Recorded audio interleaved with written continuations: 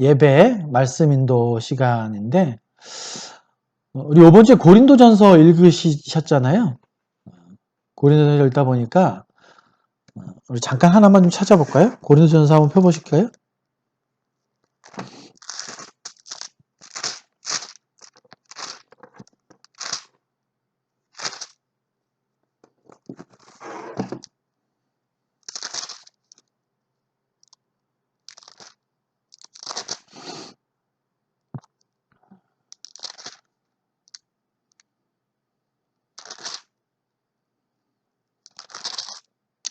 고린도서 14장에 보면 이제 바울이 방언과 예언에 대해서 이야기하면서 예언을 더 사모하라 이렇게 이야기하는 장면이 나옵니다. 14장 20절 쪽에 25절 뭐 30절 이쪽에 보시면, 근데 예언은 대언이나 마찬가지입니다.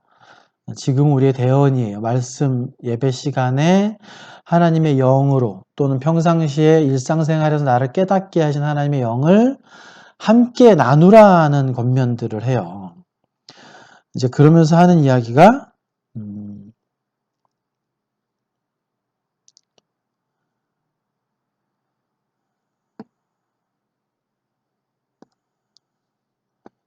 몇 절이었는지 정확히 기억이 안 나네. 예배 시간에 함께 그 대언하는 것을 즐겨하라. 세네 명이 기꺼이 대언을 해라. 한 사람이 대언하면 한 사람은 잠잠하고, 그래서 구원받은 형제 자매들이 함께 모여 예배할 때 자기 자신에게 주신 성령의 말씀들을 예배 시간에 기꺼이 이야기해라. 이렇게 하는 말씀하는 장면이 있어요. 그래서 오늘 예배도 31절이에요. 31절 잠깐 읽어주실래요? 너희는 다 모든 사람으로 배우게 하고 모든 사람으로 권면을 받게 하기 위하여 하나씩 논할 수 있느니라. 예. 이거 교회에게 주시는, 형제 자매들에게 주시는 참 귀한 권면입니다. 그래서 예배 시간에 우리가 지금 비록 온라인으로 말씀 강론이나 이렇게 하지만 중간에 원하시는 말씀이 있으면 얼마든지 하십시오. 그걸 말씀드리고 싶어서 그래요. 제가 준비한 거 다 여러분께 말씀 못 드려도 괜찮습니다. 내가 깨닫고 일주일간 이사야 53장 보면서 주님 이 말씀 내가 여태까지 깨닫지 못했던 것들인데 주님께서 성령의 인치심으로 정말 은혜로 감사함으로 깨달았다, 이런 거 있으시면 꼭 말씀하셔서 같이 나누셔야 돼요. 주님 그러라고 깨닫게 하신 겁니다. 그게 대언이에요. 그러니까 일방적으로 얘기하게 안 하셔도 돼요. 일방적으로 얘기하면 끊으면 어떡하지? 끊으셔도 괜찮습니다. 그걸 풍부하게 나눌 수 있도록 그렇게 하시면 좋겠습니다. 자, 오늘 이사야 53장 같이 함께 보도록 하겠습니다. 우리 예수님의 이제 고난과 죽으심 두 번째 시간이죠. 고난과 죽으심 두 번째 시간으로 이사야 53장을 통해서 예수님의 고난과 죽으심에 대해서 알아보는 시간을 갖고 있습니다. 이사야 52장 13절부터 이사야 53장 12절까지를 하나의 문맥으로 봐요. 53장만이 아니라 52장 13절부터로 봅니다. 나중이라도 한번 그 부분을 다시 읽어보시면 좋을 것 같고요.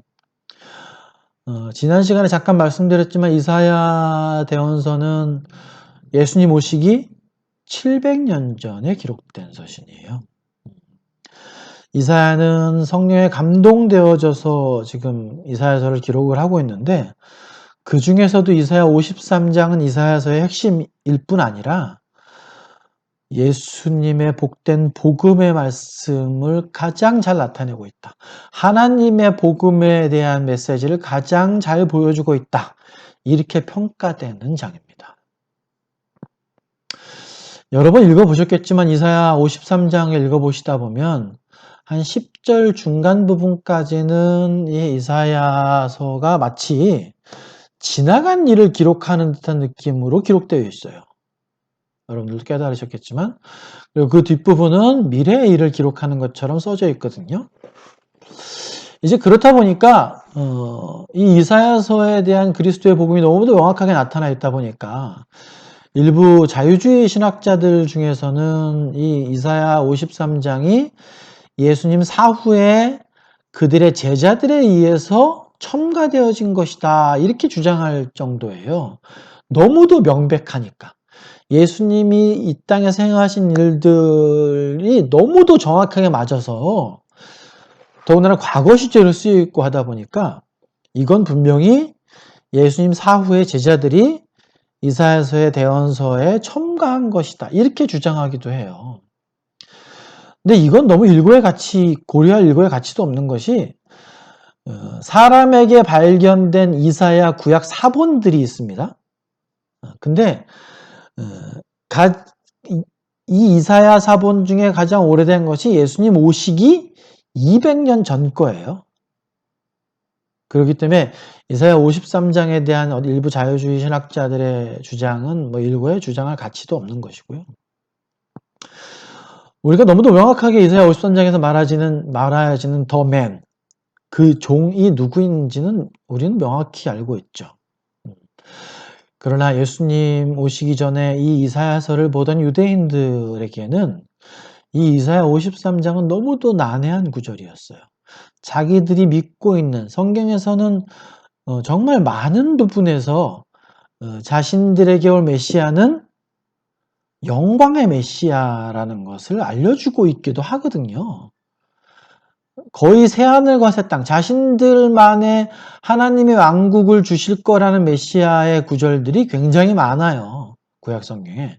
그렇다 보니까 그와 정반대의 이사야 53장에 대한 구절들은 아니 메시아가 이렇다는 걸 우리가 어떻게 해석을 해야 되지? 그래서 유대인들은 대부분 이사야 53장을 영적인 해석으로 합니다. 비유로 해석을 해요. 그대로 메시아가 이렇게 될 것이라고 이해하지 아니하고 자신들의 믿는 믿음의 체계에 따라서 이사야 53장을 대부분 비유로 해석을 했습니다. 혹은 이사야 53장을 아예 빼버리거나. 왜 그랬을까요? 자신들이 믿는 메시아와 맞지 않는다는 거예요. 그래서 인정하려 하지 않았던 장이 이사야 53장입니다. 온갖 고난과 고통, 그리고 질고를 아는 자로, 그리고 멸시 속에서 죽음을 맞이하는, 더군다나 그 죽음을 맞이하는 것을 여호와 하나님께서 기뻐하시며 기꺼이 죽음에 내어주신 그런 메시아. 오늘 이사야 53장을 통해서 우리에게 주님께서 그분의 고난과 죽으심을 어떻게 이해하게 하시려고 하시는지 한 절씩 보면서 한번 나눠보도록 하겠습니다. 한꺼번에 읽는 건 생략할게요. 한 절씩 제가 읽어드리고 그 말씀에 대해서 오늘 강해입니다. 강해식으로. 그러면서 우리에게 주시는 주의 말씀을 한번 볼게요. 우리가 전한 것을 누가 믿었느냐? 여호와의 팔이 누구에게 나타났느냐? 1절을 시작하면서 이사야는 이제 탄식하듯이 내뱉은 말로 시작을 합니다. 메시아께서 자신의 백성에게 왔는데 그 백성이 그 메시아를 받아들이지 않았다. 이런 자주 섞인 말로 시작을 해요. 요한복음 1장 11절에서도 요한은 그렇게 말하죠. 메시아께서 그 백성에게 왔지만 자기 땅에 오매 자기 백성이 영접하지 아니하였다. 이렇게 요한 사도는 말합니다. 마땅히 죽을 수밖에 없는 자들에게 하나님께서 유일한 생명의 통로를 열어주셨지만 자신의 그 알량하고 얕은 지식으로 볼 때 그 길이 아닌 것 같다면서 그 유일한 생명의 길로 들어가려 하지 않는 지금 이 시대의 사람들과 너무도 똑같이 닮아 있지 않습니까? 내가 생각하는 이스라엘의 구세주는 능력 있고 또 힘도 세서 로마를 단숨에 격파할 수 있는 그런 메시아야. 내가 볼 때 그 사람은 절대로 메시아일 수가 없어. 예수님이 오셨을 때 엄청난 모세의 능력을 갖고 있는 그런 메시아를 바랐던 사람들에게 보잘것없는 나사렛 청년 예수는 받아들이기가 참으로 어려웠던 것입니다. 그들만 그렇습니까? 지금도 마찬가지죠. 지금도 2000년 전에 그 이스라엘 땅에서 죽은 예수라는 그 사람이 자신을 구원할 수 있다는 건 도저히 말이 안 돼. 그건 난 인정할 수 없어. 이렇게 주장하는 요즘 시대의 사람들과 너무도 닮아 있습니다. 이사야의 이 1장의 탄식은 아주 극소수의 사람들만이 메시아를 믿었다는 것을 이야기하고 있습니다. 도대체 이 복된 소식을 누가 믿었는가? 여호와의 팔이라는 건 하나님의 권능이죠. 사람을 구원하는 그 능력. 여호와의 팔이 누구에게 도대체 나타났느냐? 그걸 받아들인 자들이 너무도 적구나. 이런 탄식으로 1절을 시작하고 있어요. 그렇다고 해서 이 말을 믿은 사람이 아예 없었다라고 볼 수는 없죠. 그들에게 전해진 이 복된 소식을 믿는 자가 극히 적었다라고 이야기해주고 있어요. 예수님 당시에도 예수님 오시기를 손꼽아 기다리던 그런 사람들은 있었습니다.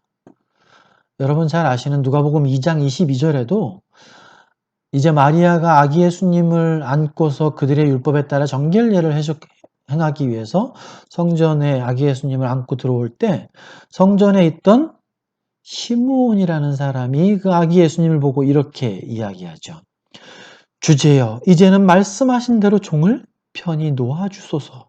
내 눈이 주의 구원을 보았사오니 이는 만민 앞에 예비하신 것이요 이방을 비추는 빛이요 이방을 비추는 빛이라고 고백을 해요. 주의 백성 이스라엘의 영광이니이다. 이렇게 시므온이 고백합니다. 또 바로 이어서 안나라는 여선지자도 메시아를 인정하고 기뻐하며 찬양합니다. 예수님께서 전하시는 회개의 복음과 하나님 왕국의 복음을 대다수의 사람들은 인정하지 않고 예수님을 부인했지만 극소수에 남은 자들은 그분을 받아들였습니다. 12명의 사도를 비롯한 사도행전 1장에 보면 예수님이 감람산에서 이제 승천하실 때 함께했던 120명의 신실한 믿음의 성도들이 있었어요. 다만 대다수의 정말 그때 그 이스라엘 선민이라고 하는 이스라엘 민족에 비하면 너무도 극히 미비한 수죠. 이사야가 탄식하듯이 우리가 천한 걸 누가 믿었냐 도대체. 주님의 권능이 도대체 누구에게 나타났단 말이냐. 이렇게 탄식할 정도의 숫자밖에는 되지 않습니다. 어쩜 요즘 세대에 믿는다고 하는 크리스찬들의 모습하고도 굉장히 닮아 있다라고 생각돼요.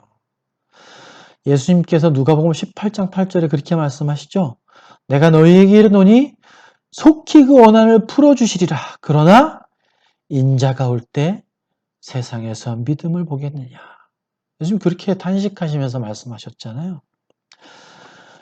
여러분 마지막 때 우리 바른 복음을 알고 예수님에 대해서 깊이 감사하고 그분의 재림을 소망하는 우리 소막교회 지체 여러분은 정말 하나님께 큰 복을 받으신 분이 확실합니다. 2절을 보면 그는 주 앞에서 자라나기를 연한 순 같고 마른 땅에서 나온 뿌리 같아서 고운 모양도 없고 풍채도 없은즉 우리가 보기에 흠모할 만한 아름다운 것이 없도다.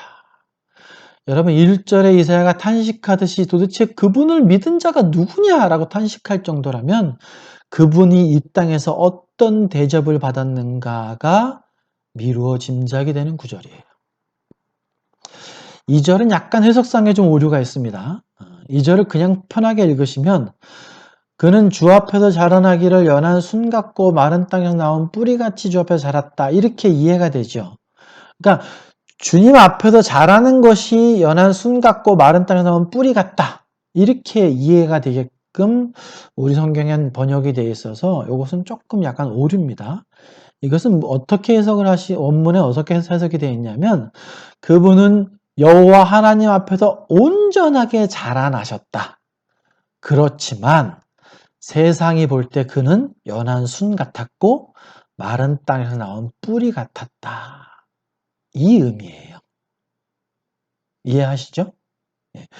예수님은 여호와 하나님 앞에서 온전하게 성장하신 분이에요. 세상에 그런 죄나 세상에 물들지 않고 온전히 하나님 앞에서 성장하신 분입니다. 그러나 세상 사람들이 볼 때 그분은 연한 순 같았고 마른 땅에서 나온 뿌리 같아서 정말 볼품없고 우리가 흠모할 만한 어떤 것도 없는 모양을 갖고 있었다. 이 말이 2절의 말씀입니다. 예수님은 여호와 하나님 앞에서 온전히 성장하셨지만 그러한 그분의 성장은 사람들이 보는 외형적인 모습은 정말 보잘것없는, 너무도 심지어는 흉하게까지 보이는 그런 모습을 하고 있었습니다.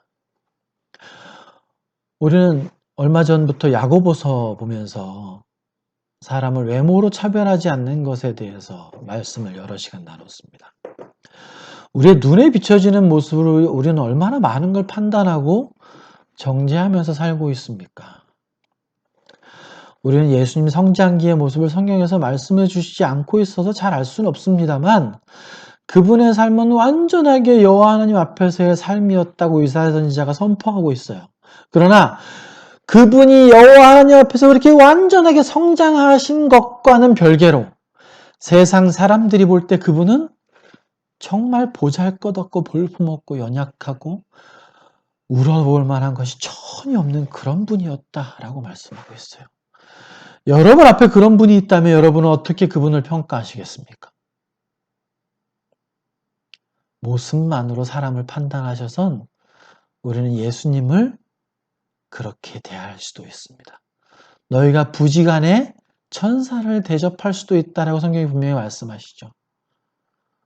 우리 주변에 정말 볼품없고 보잘것없고 심지어는 보기가 좀 꺼려질 정도의 외모를 하고 있는 분들도 있어요.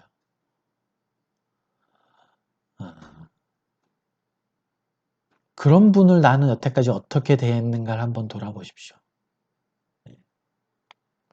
여기서 연한 순 같다라는 표현은 우리가 볼 때는 연한 순 같다라는 표현을 딱 보면 어떤 느낌이세요? 왠지 흠없고 순결하고 정결한 이런 느낌이잖아요. 사실은 그런 표현이 전혀 아니에요. 여기서는 이 중동 지역의 연한 순이라는 건 이 나무, 감람나무 그 주변으로 삐죽삐죽 솟아나는 작은 가지들을 말하는 거예요. 무슨 의미냐? 쓸모없어 쳐내는 것들이란 얘기예요. 그걸 연한 순으로 표현하는 겁니다. 연하긴 연하지만 아무 쓸모없이 영양분이 열매로 가지 못하도록 방해하고 옆으로 삐져나오는 가지들. 이걸 연한 순이라고 표현하는 겁니다. 그러니까 예수님은 어떻게 봤다는 거예요? 전혀 쓸모없는 존재네. 이렇게 봤다는 거예요. 연한 순같이 봤다는 것이죠. 말은 더군 이거는 우리가 누구나 다 안 좋은 표현이라고 이해를 하겠지만 맞습니다. 이거. 마른 땅에서 나온 뿌리는 뭐예요? 연한 땅에서 연한 순 같다라는 말하고 비슷한 느낌이면 조금은 다르죠. 척박하고 마른 땅에서 누가 심지도 않고 관리하지도 않은 그러한 땅에 자라는 그런 뿌리 줄기. 정말 볼품없죠. 물도 공급이 안 되고 그렇지만 너무 척박한 데서 그냥 바짝 말라서 올라오는 여러분 누구의 모습, 사람들이 볼 때 누구의 모습이 이렇다고요? 예수님의 모습이 그렇다는 겁니다. 예수님의 모습이. 예수님 삶은 어땠습니까? 정말 누구도 원하지 않았었어요. 예수님은 뱃속에 계실 때부터 사생아 취급을 받으셨습니다. 주변 사람들에게 예수님은 뱃속에서부터 사생아 취급을 받은 그런 분이에요. 연한 순 수준보다도 못한 그런 취급을 받으시던 분이었습니다. 그렇다 보니 그분의 모습이 피부가 쌩얼이 아름답더라 이런 수준은 말할 것도 없거니와 고운 모양도 없고 또 겉으로 보기엔 너무도 빼짝 마르고 골아가지고 그를 볼 때 아름답고 흠모할 만한 것이 아무것도 없는 그런 분이었다. 이렇게 이사야 선지자는 예수님에 대해서 700년 전에 예언하고 있어요. 태어날 때부터 소와 똥이 뒹굴던 마국간에서 태어나신 분. 어려서 헤롯의 그 죽음, 그 당시 왕이 죽이려는 그 위협 속에서 베들레헴에서 태어난 2살 미만의 그 자신의 또래들이 전부 몰살을 당하신 그분. 그래서 이집트로 부모님과 함께 망명을 가서 살다가 나중에서 다시 고향으로 다시 돌아온 그분. 일평생을 찢어지게 가난해서 몫으로 어렵게 그 삶을 꾸려가신 그분이에요. 오직 못 배우고 못 먹고 못 살았으면 예수님과 함께 살던 그 마을 사람들이 예수님의 공생애를 시작하시고 온갖 이적들을 행하시고 하나님 왕국의 말씀을 심지어 선포하시며 놀라운 이적을 행하시면서 예수님의 고향 마을로 와서 말씀을 선포할 때 그들의 반응이 마가복음 6장 1절부터 3절에 나와요. 예수께서 거기를 떠나서 고향으로 가시니 제자들도 따르니라. 안식일이 되어 회당에서 가르치시니 많은 사람이 듣고 놀라 이르되 이 사람이 어디서 이런 걸 얻었느냐? 이 사람이 받은 지혜와 그 손으로 이루어지는 이런 권능이 어찌 됨이냐? 이 사람이 마리아의 아들 목수가 아니냐? 야고보와 요셉과 유다와 시몬의 형제가 아니냐? 그 너희들이 우리와 함께 있지 않냐? 그리고서 예수를 배척한지라. 이렇게 말하고 있습니다. 이들은 뭘로 예수님을 판단한 거죠?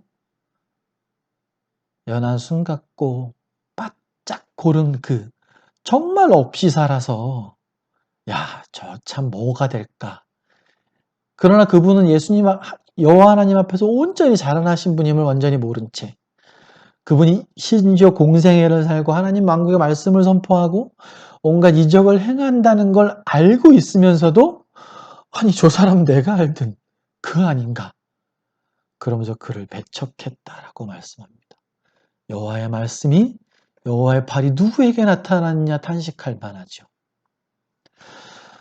우리 3절, 4절을 한번 볼게요. 그는 멸시를 받아 사람들에게 버림받았으며 강고를 많이 겪었으며 질고를 아는 자라. 마치 사람들이 그에게 얼굴을 가리는 것 같이 멸시를 당하였고 우리도 그를 귀히 여기지 아니하였도다. 그는 실로 우리의 질고를 지고 우리의 슬픔을 당하였거늘 우리는 생각하기를 그는 징벌을 받아 하나님께 맞으며 고난을 당한다 하였노라. 이제 이사야 대언자는 본격적으로 그분의 낮아지심과 그분의 죽으심에 대해서 대언하기 시작합니다. 멸시를 받아 사람들에게 버림받았다. 여러분, 멸시를 받았다는 건 이 당시에 이 유대의 표현으로는 굉장히 경멸적인 표현이에요. 이 단어가 구약성경에 어디에 쓰였는가를 찾아보면 다윗이 이제 언약궤를 들고 다윗성으로 들어올 때 막 덩실덩실 춤을 추다가 이제 옷이 흘러내리는 걸 모르고 성에 들어와요. 그걸 성 저 위에서 바라보던 미갈이 다윗을 비난하고 무시하고 경멸하는 쪽으로 말합니다. 그때 사용된 단어와 동일해요. 또 다윗이 블레셋과 전쟁에 나갈 때 블레셋의 골리앗이 다윗을 경멸하고 무시할 때 쓰였던 단어와 동일합니다. 우리가 그분을 그렇게 멸시하고 버렸다라는 것을 표현해주고 있어요. 여러분, 사람들은 예수님께 환호했었습니다. 한때는. 언제였을까요? 그분께 먹을 것이 나왔을 때. 그 당시의 사람들에게 정말 필요했던 건 뭡니까? 여러분, 지금도 우리가 대통령을 뽑거나 그럴 때 나에게 1년에 100만 원이라도 더 벌게 해주는 자를 뽑아요. 대표적인 예들이 있었죠. 예수님 당시에도 예수님께서 오병이어의 기적을 베풀고 칠병이어의 기적을 베풀 때 사람들은 어마어마한 환호를 보냈어요. 그분께. 우리가 찾던 메시아구나 이분이. 내가 이제 수고하고 고생하지 않아도 이분이 우리의 왕이 되면 내 먹고 사는 문제는 다 해결되겠구나. 이러면서 예수님께 환호했습니다. 그러나 바로 이어서 자신들이 원하는 그런 것들이 이 사람으로 인해 해결되지 않겠구나라고 판단되어졌을 때 사람들은 예수님께 경멸과 멸시의 눈초리를 보내면서 그분을 떠났습니다. 요한복음 6장 66, 67절에 보면 예수님께서 그렇게 말씀하십니다. 그때부터 그의 제자 중에서 많은 사람이 떠나가고 다시 그와 함께 다니지 아니하더라. 예수께서 12 제자에게 이르시되 심지어 그 12 사도에게도 예수님께서 너희도 가려느냐 이렇게 물어봅니다. 이 당시에 예수님께서 그 떡을 베풀었을 때 환호하던 그 선민이라 불리는 유대 민족들이 있었어요. 예수님께 온갖 것들을 기도합니다. 우리는. 주님 이걸 주시고 저것도 주시고 이것도 이루어 주시고 우리 아이에게 어떻게 해주시고 그들은 떡을 원했지만 우리는 다양한 것들을 주님께 원한다고 과연 그것이 다를까요? 다르지 않죠. 주님께 원하는 것은 비슷하나 그들에게 떡이 없음을 확인하고 주님께 멸시의 눈초리를 보내며 돌아섰던 그들과 우리가 기도하는 것들이 이루어지지 아니하고 심지어 더 안 좋은 쪽으로 변해갈 때 나는 그분을 과연 어떤 눈으로 바라보게 될까요?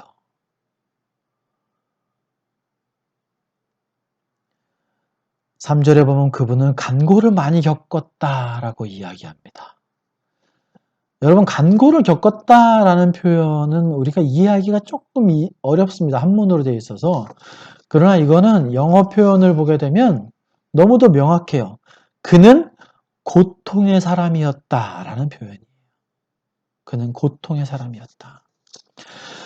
그분이 고통의 사람이었다고 지금 누가 이야기하는 겁니까? 이사야에게 하나님이 전해주시는 거예요.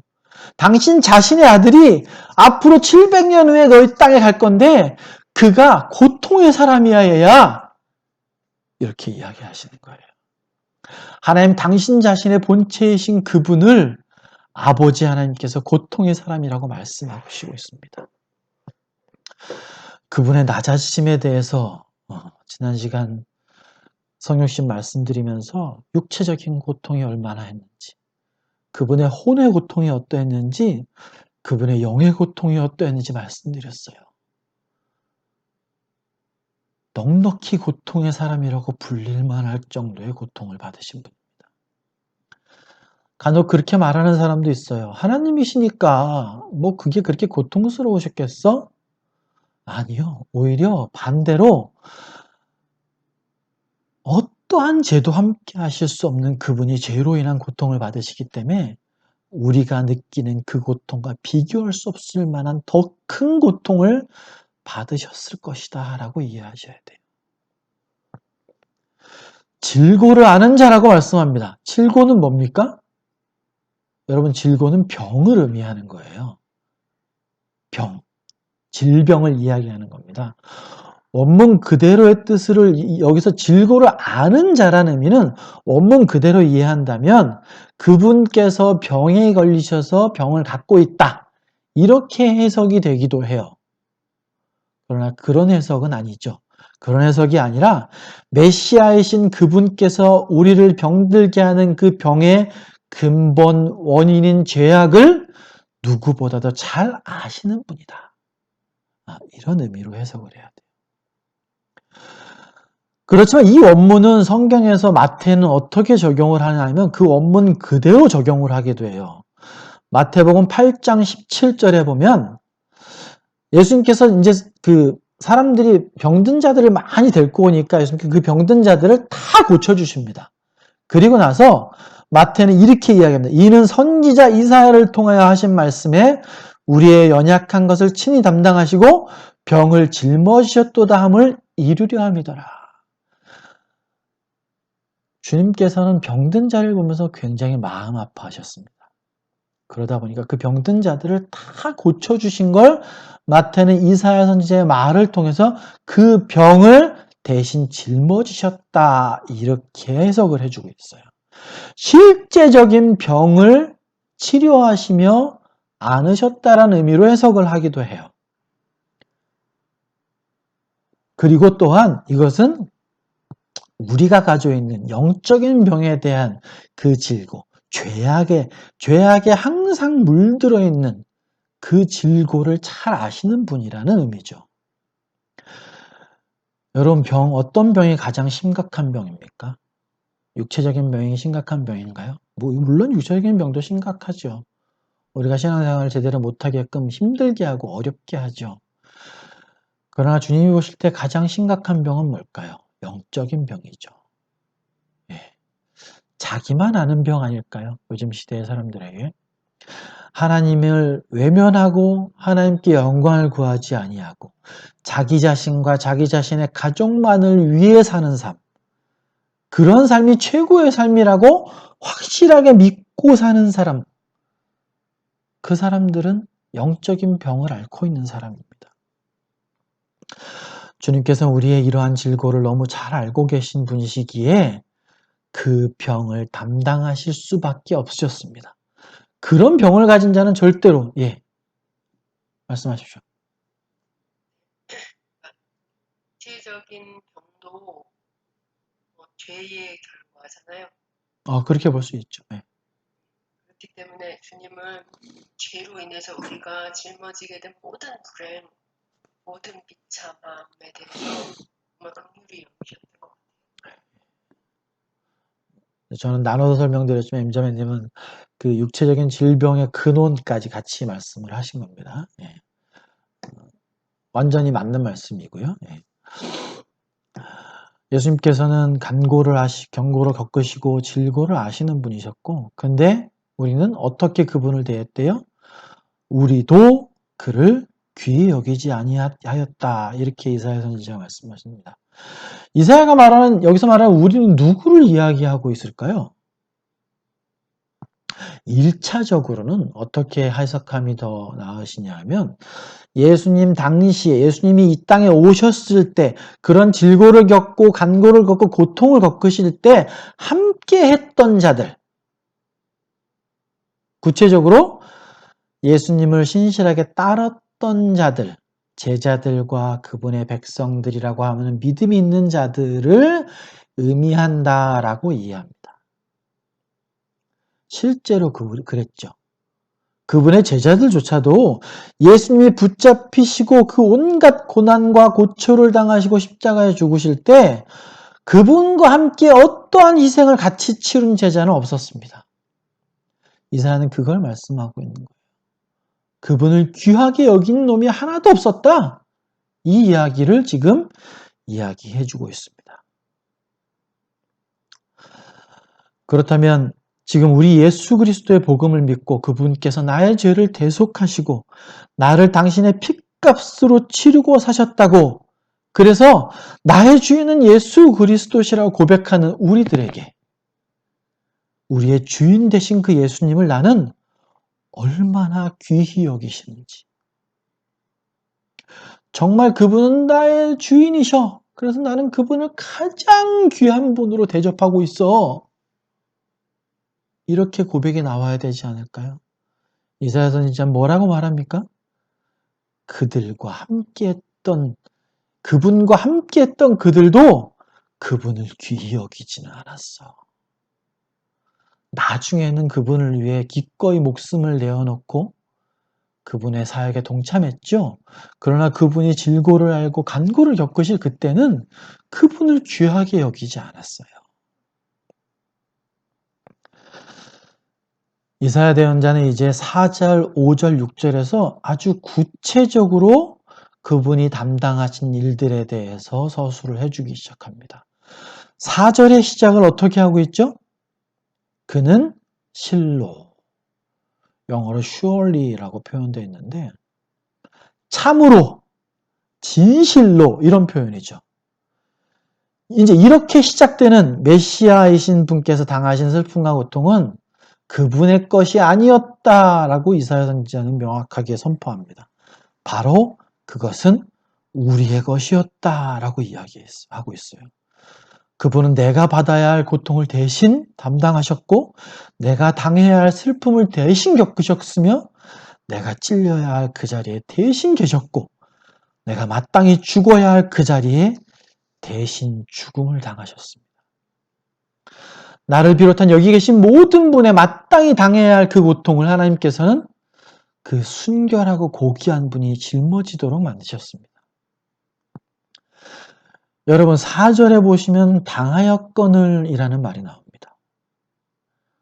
히브리 말로 사발이라는 말이에요. 이거는 뭔가를 같이 나눠지거나 이런 의미가 아니라 짐을 온전하게 대신 진다. 짐을 완벽하게 대신 담당했다라는 의미입니다. 그분께서 나의 것이었고 내가 받아 마땅한 그런 것들을 마치 자신의 것인 양 스스로 담당하셨다라고, 그걸 당하였다 이렇게 표현하고 있어요. 여러분 3절과 4절에 보면 그분을 대하는 우리의 태도가 어떠했다라고 이사야 선지자가 이야기하고 있거든요. 두 부분으로 크게 볼 수가 있는데 3절에 보시면 우리는 그에게서 얼굴을 가리웠다. 그리고 그를 귀하게 여기지 아니하였다. 이렇게 말하고 있죠. 또 4절에서는 그는 그 자신의 죄로 인해 하나님께 징벌을 받는다. 이렇게 말하고 있어요.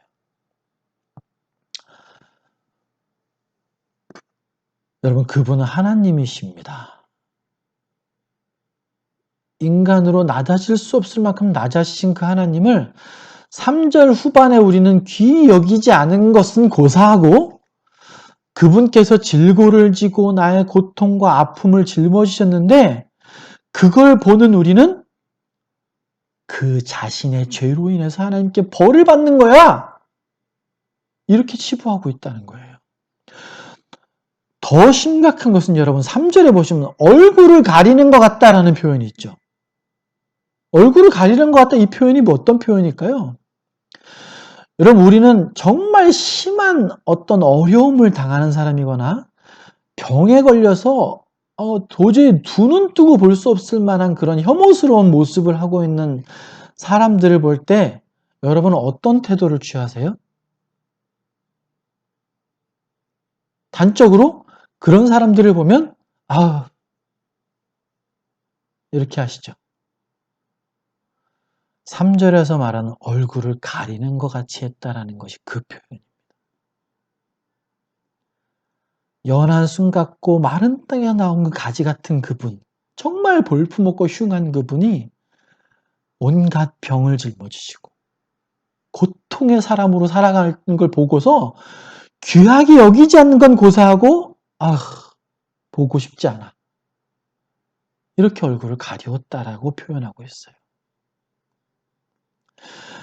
여러분 이렇다 보니까 다윗은 시편 22편에서 시편 22편은 메시아 시편이라고 부릅니다. 여러분 시편 22편 6절에서 8절을 한번 찾아보십시오.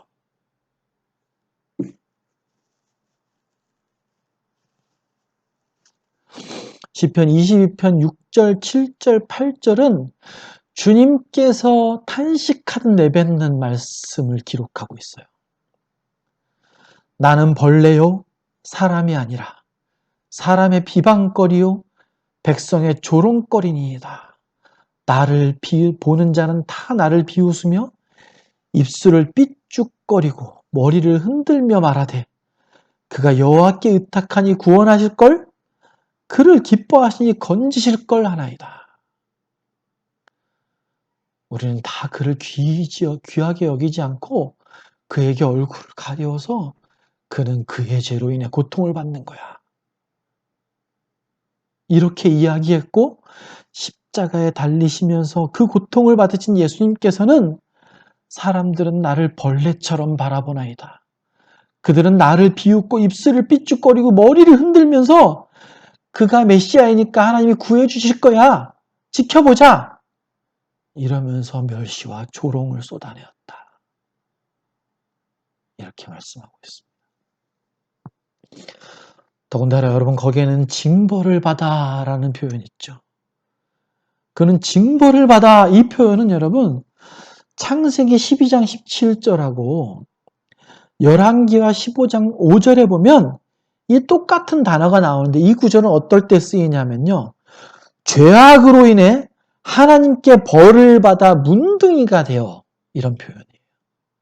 그게 징벌을 받았다는 거예요.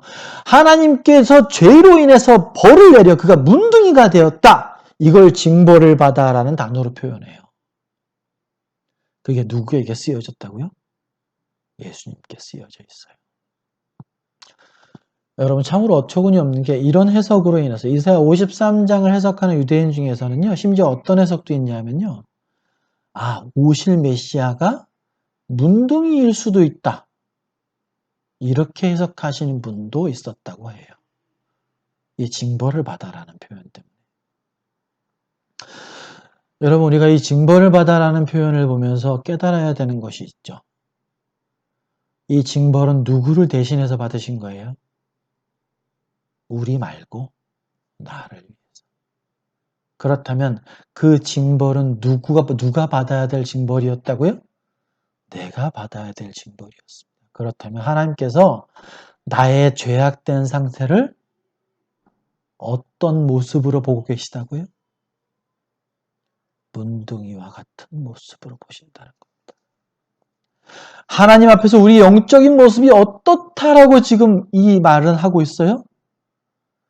죄의 징벌로 온갖 변과 고난을 받아서 손가락 마디가 떨어지고 얼굴은 일그러져 뭉개지고 그래서 거기서 온갖 진물과 고름이 흐른 채로 발가락은 듬성듬성 떨어져 나가서 절룩절룩하면서 걷고 있는 그런 문둥병자의 모습이 여러분과 저의 죄악된 옛 모습이었다라고 말씀하고 있어요.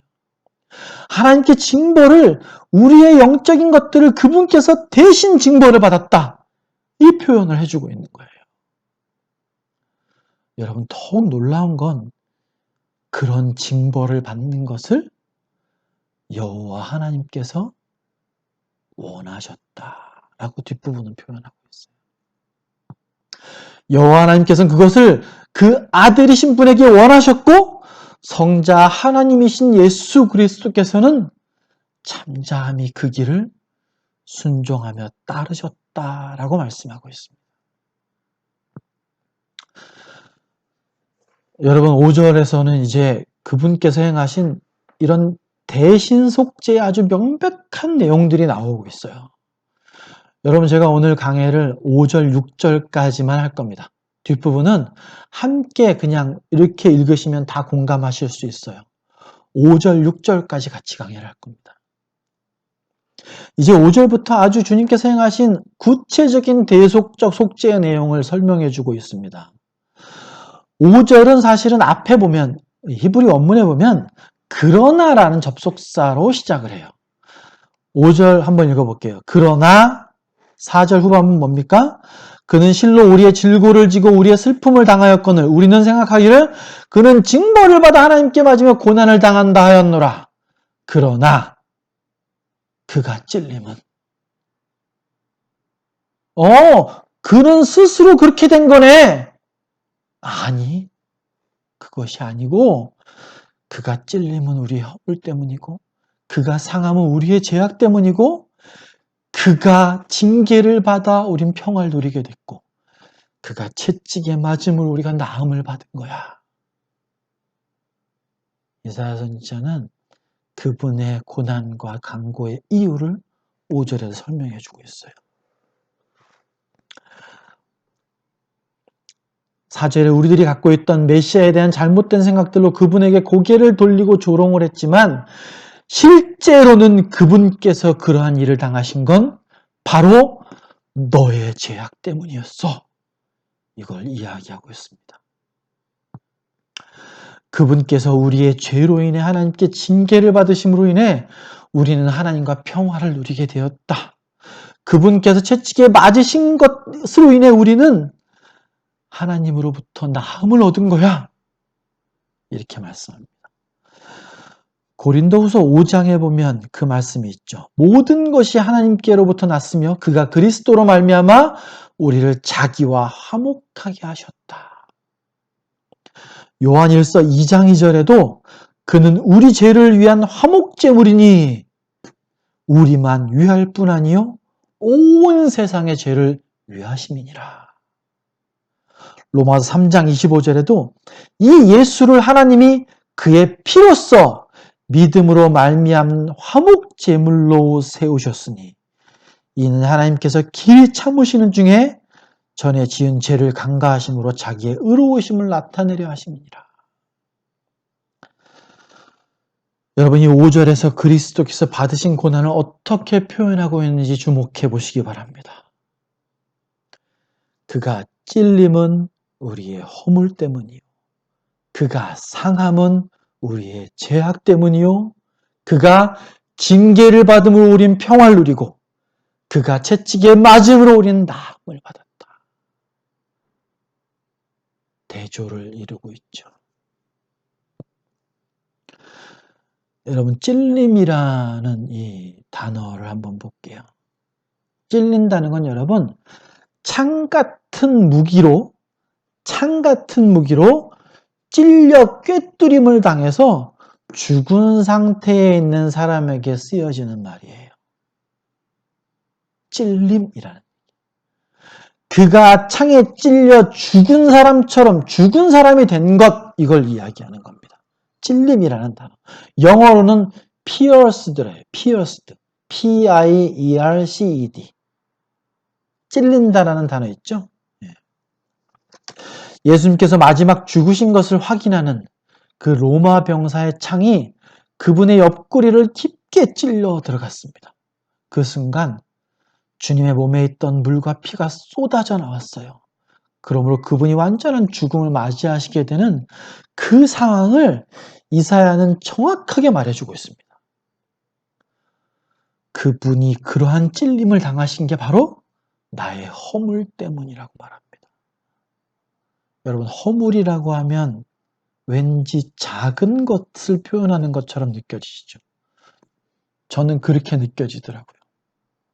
여러분, 허물이라는 게 결코 원문상의 의미가 작은 게 아니에요. 페샤라는 히브리 말로 되어 있는데 이거는 왕에 대한 반역죄를 말하는 거예요. 하나님에 대한 반역을 다 이 단어로 표현하고 있어요. 그가 찔린 것은 하나님에 대한 반역 때문이야, 너의. 이걸 이야기하는 거예요. 세상적인 어떤 법률적인 범법을 말하는 게 아니에요. 하나님에 대한 반역, 하나님에 대한 범죄를 말해주고 있습니다. 세상법에 의해서도 죄가 되고 하나님 앞에서도 죄가 되는 그런 의미의 허물을 말하지 않습니다. 하나님이 말씀하시는 반역죄는 아주 간단하게 하나의 예를 한번 들어볼까요? 여러분, 하나님이 말씀하시는 반역죄 가장 간단한 대표적인 것들 뭐가 있을까요? 가장 확실한 것은 그 마음에 하나님을 두지 않는 것이죠. 내가 나의 행복을 위해서 사는 거예요. 하나님 없이 나만을 위해 사는 것. 나의 행복만을 위해 추구하는 삶. 세상적으로 볼 땐 인간이 추구하는 최고의 가치고 최고의 선이 여기서 말하는 허물이라고 말씀하시는 겁니다. 여러분, 나의 행복을 위해 살아야죠. 그러나 그 행복 안에 하나님이 완전하게 배제되어 있으면 이것은 너무도 큰 반역죄입니다. 우리의 삶의 길에서 하나님을 뒤로 제놓는 그 자체를 하나님께서는 반역의 죄를 짓는 것이라고 그렇게 말씀하고 있어요. 하나님께서는 우리를 만드신 그 목적이 있죠. 내가 이 땅에 살아가는 그 목적에 반하는 삶을 살고 있으면 그것을 허물이다, 패샤다, 반역죄다 이렇게 말씀하시고 있는 거예요. 그것 때문에 그분이 찔려 관통돼 죽으셨다. 실제로는 겉으로 볼 땐 깨끗해 보이고 아름다워 보이고 아주 젠틀해 보이지만 그 속은 정말 썩어서 고약한 악취를 풍기는 허물투성인 죄된 우리의 옛 모습을 말씀해 주고 있는 겁니다. 여러분, 여기서 상하게 만들었다라는 표현 있죠. 찔림은 pierced지만 상함은 crushed예요. crushed도 뭡니까? 뭉개졌다라는 거예요. 뭉개졌다.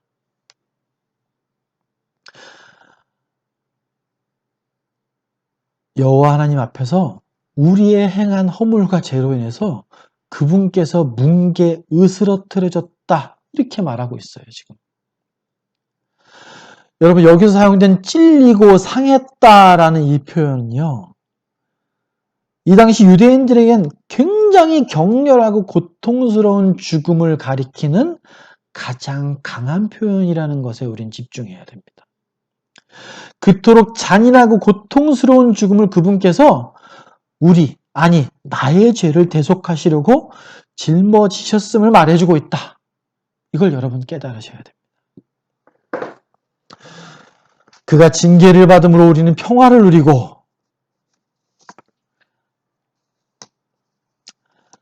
여러분 이 표현을 좀 더 맞게 표현하면요, 우리의 평화를 이루기 위한 징계를 받으셨다. 이렇게 이해하시면 조금 더 이해가 수월해요. 우리의 평화를 이루기 위한 징계를 받으셨다. 우리가 하나님과의 화평을 위해서는 하나님께서는 절대로 가볍게 보시지 않는 그 죄의 문제를 해결해야만 해요. 하나님과 어떻게 평화를 누릴 수 있는가? 하나님과 어떻게 해야 화평을 누릴 수 있는가? 우리 사이에 막힌 그 담을 헐어야만 가능합니다.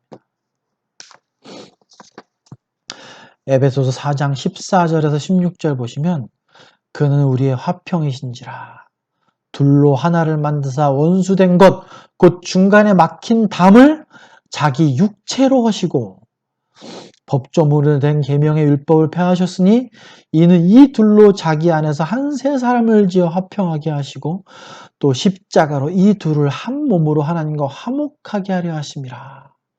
원수된 것을 십자가로 소멸하셨다. 이렇게 말씀하십니다.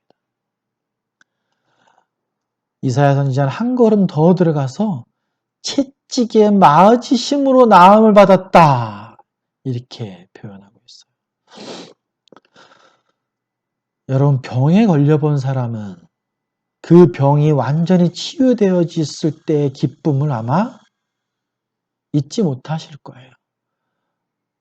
그 병이 위중한 병이면 병일수록 그 치유의 기쁨은 더욱더 클 수밖에 없겠죠.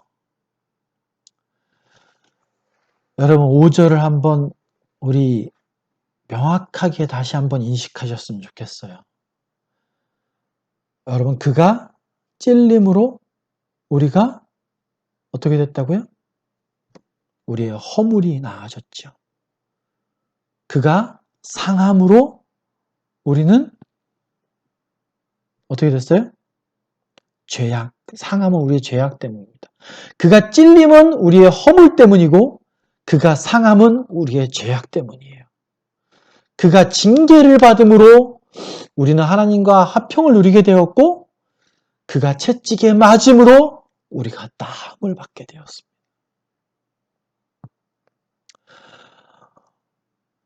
(6절을) 좀 빨리 보도록 할게요. 6절은 우리가 이사야 53장을 볼 때 굉장히 많이 이사야 53장의 가장 핵심적인 구절이 아닐까 이렇게 보는 구절이에요. 개인적으로 전 6절보다 이사야서에서 가장 우리 마음을 찌르고 주님의 그 복된 복음을 감사하게 느끼게 해주는 절을 5절로 생각합니다. 지금 보셨던 것처럼 그분의 찔리심과 그분의 상하심으로 인해 우리가 평화를 누리고 나음을 받았다라고 이사야 선지자가 이야기합니다. 창조주 하나님께서는 하나님을 배반하고 자신의 주인 되신 창조주가 마치 없는 것처럼 방종하고 타락하게 살던 우리들의 모든 죄를 알지도 못하시는 그분께 담당토록 하셨습니다. 여러분 6절과 7절에서 이사야 선지자는 정말 아름다운 그렇지만 정말 아픈 대조를 읊조리고 있어요. 그것은 6절에서는 뭐라고 얘기합니까? 우리가 다 그릇 행한 양과 같다라고 표현하죠. 그러나 여호와의 종으로 오신 그분께서는 잠잠한 양처럼 그 그릇 행한 양의 대가를 감당하고 있다라고 대조로 알려주고 있어요. 그릇 행한 악한 양인 나 대신에 순종하며 고통을 인내하신 여호와의 어린 양으로 표현하시고 있습니다. 세상 모든 죄를 제거하시는 하나님의 어린 양으로 그분의 고난의 시간을 말해주고 있습니다. 여러분, 제가 질문 하나 드릴게요. 이사야 53장 4절, 5절, 6절에서 가장 많이 나오는 단어가 어떤 단어인 줄 찾아보시겠습니까? 4절, 5절, 6절. 예. 영어 성경엔 our, us, we 이런 식으로 표현되어 있는 우리라는 단어가 제일 많이 나와 있어요. 그는 실로 우리의 질고를 지고 우리의 슬픔을 당했거늘 우리는 생각하기를 그는 징벌을 받아 우리는 하나님께 맞으며 고난을 당한다 했다. 그가 찔림은 우리의 허물 때문이요 그가 상함은 우리의 죄악 때문이라. 그가 징계를 받음으로 우리는 평화를 누리고 그가 채찍에 맞음으로 우리는 나음을 받았도다. 우리는 다 양 같아서 그릇 행하여 각기 제 길로 갔거늘 여호와께서는 우리의 모든 죄악을 그에게 담당시키셨도다. 여러분, 이 시간 각자의 그 자리에서 이렇게 한번 해보셨으면 좋겠어요. 우리라는 자리에 나를 집어넣어 한번 읽어보시겠습니까? 우리라는 자리에 나를 집어넣어서 지금 한번 읽어볼게요. 4, 5, 6절 우리의 자리에 나를 집어넣어서 한번 읽어보겠습니다. 시작!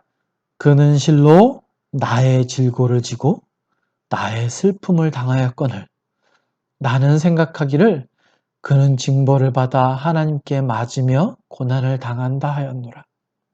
그가 찔림은 나의 허물 때문이고 그가 상함은 나의 죄악 때문이라. 그가 징계를 받음으로 나는 평화를 누리고 그가 채찍에 맞음으로 나는 나음을 받았도다. 나는 양 같아서 그릇 행하여 각기 나의 길로 갔거늘 여호와께서는 나의 모든 죄악을 그에게 담당시키셨도다.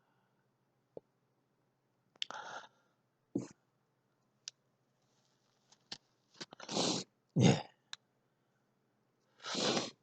주님의 죽으심에 대한 이사야의 이 53장의 선포는 이사야 개인이 말하는 것이 아닌 하나님 자신이 그분의 죽음에 대해서 담담히 우리에게 알려주시고 있습니다. 여러분, 이쯤 되면 우린 거부할 수 없는 질문에 하나 빠지게 돼요. 그릇 행하여 각기 나의 평안과 안녕만을 추구하며 창조주를 거역하던 나의 그 모든 허물과 죄를 여호와 하나님께서 왜 그 독생하신 아들에게 담당시키셔야만 했지? 이런 의문이 들 수밖에 없어요. 여러분 다 알고 계시죠? 왜 그렇게 하셨습니까? 하나님께서 나를 이토록 사랑하셔서 하나님께서 나를 이토록 사랑하셔서 그분께 모든 죄를 담당하게 하셨으니 이는 나로 말미암아 멸망하지 않고 영생을 얻게 하려 하십니다.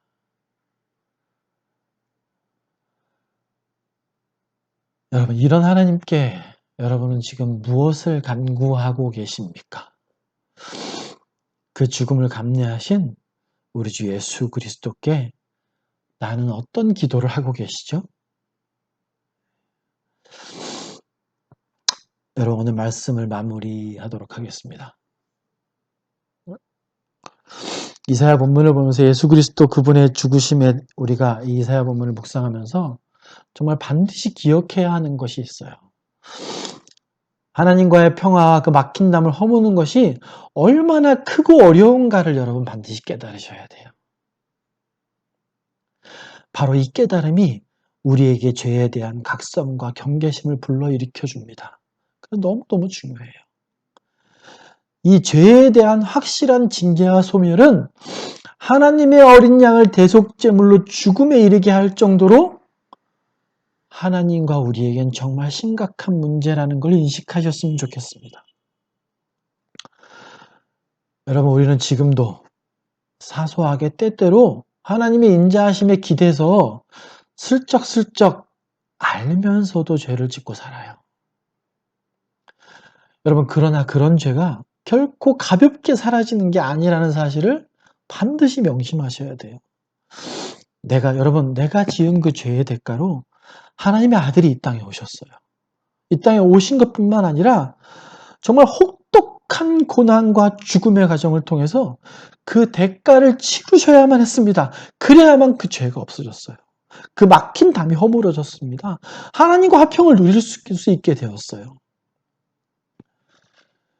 여러분, 우리가 죄에 대해서 그 죄의 결과를 간단하게, 정말 크게 중요하게 생각하지 않으면 우리는 속죄의 필요성에 대한, 예수님이 행하신 일에 대한 감사가 너무너무도 보잘것없는 수준으로 떨어질 수밖에 없습니다. 그 피값으로, 그분의 피의 대가로 값없이 구원을 받은 우리가 다시 그 죄로 들어가서 그 대가를 치르시고 지금도 보좌 우편에 앉으신 우리를 위해 중보하시는 그분의 마음을 아프게 해드리면 그렇게 해서는 안 되지 않겠습니까? 예수 그리스도 그분은 죄로 인한 대속의 고난을 통과하시기 위해서 이 땅에 속죄 제물의 어린 양으로 죽으시기 위해 이 땅에 오신 분이십니다. 그분의 죽음은 참으로 아프고 비참하고 우리가 보기에 너무도 끔찍해서 우리는 그분을 멸시하면서 머리를 흔들고 그분을 조롱했고 그분은 간고를 겪고 질고를 아시는 분으로 우리의 슬픔을 대신 담당하시고 징벌을 받으셨고 꽤 뚫리셨고 뭉개지셔서 우리가 마땅히 있어야 할 그 자리에 대신 서셨습니다. 여러분, 예수님의 죽음은 100% 나의 죽음입니다. 예수님의 죽음은 100% 나의 죽음이에요. 그렇기 때문에 이제 나는 죽은 겁니다. 나는 죽고 내 안에 사시는 그 예수님으로만 살게 되는 거예요. 그것이 예수님의 죽음에 대한 바른 인식입니다. 여러분, 이것 꼭 외우셨으면 좋겠어요. 그분의 찔림은 나의 허물 때문입니다. 그분의 상함은 나의 죄악 때문이에요. 그분이 징계를 받으심으로 나는 하나님과 화평을 누리게 되었고 그분이 채찍에 맞으심으로 내가 나아졌어요.